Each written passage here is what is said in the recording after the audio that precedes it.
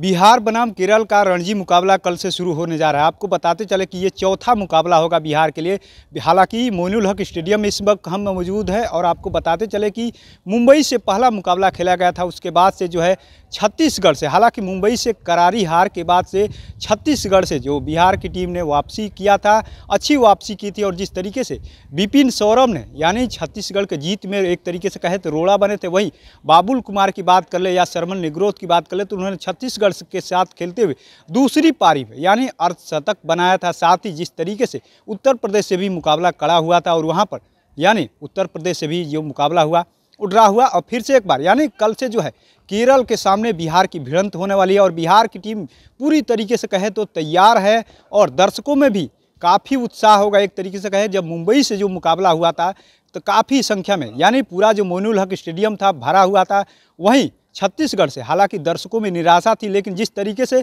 बिहार ने वापसी किया और फिर से एक बार दर्शकों को काफ़ी उम्मीद है कि अब चौथे मुकाबले यानी तीसरा मुकाबला जो उत्तर प्रदेश से हुआ था वहां पर ड्रा कराने में सफल हुए बिहार के खिलाड़ी, वही अब चौथा मुकाबले में कहीं ना कहीं क्रिकेट प्रेमियों को ये उम्मीद होगी कि बिहार इस मुकाबला में वापसी करेगा और जीत के साथ ही वापसी करेगा, क्योंकि 2 मैच में ड्रा हुआ है। उसके बाद से अब तीसरे की बारी है तो कहीं ना कहीं ये जो हैट्रिक है, ड्रा का जो हैट्रिक है उसको तोड़ने की भी तैयारी करेगा कि किसी तरीके से जो तीसरा मैच है ड्रा ना हो, उसको जीत में तब्दील किया जाए। लेकिन आपको बताते चले कि सबसे ज़्यादा क्रिकेट प्रेमियों को ये भी उम्मीद थी कि केरल के जो कैप्टन है संजू सैमसन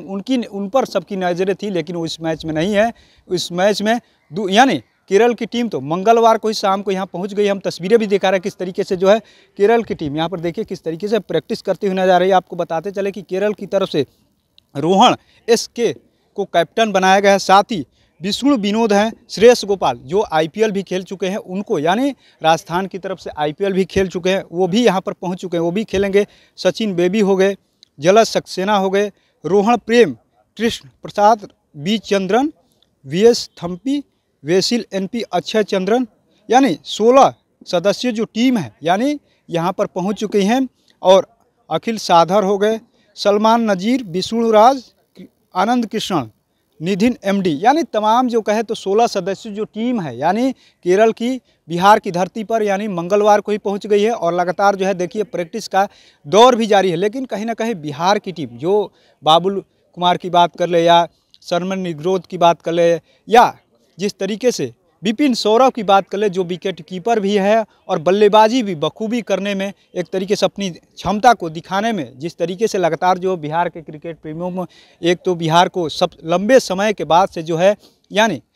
जिस तरीके से BCA की तरफ से जो मान्यता मिली बिहार क्रिकेट एसोसिएशन को, लेकिन उसके बाद से लगातार जो बिहार के खिलाड़ी अलग अलग राज्यों से जाकर के खेला करते थे, लेकिन अब वो दौर ख़त्म हो गया और बिहार में भी क्रिकेट के लिए लगातार जो सरकार भी काम करते हुए नजर आ रही है। मोइनुल हक स्टेडियम की एक तरीके से दिशा और दशा बदलने की तैयारी चल रही है। अब रणजी मुकाबला के बाद से जल्द ही मोइनुल हक स्टेडियम की तस्वीर भी बदल जाएगी। साथ ही आपको बताते चले कि जिस तरीके से जो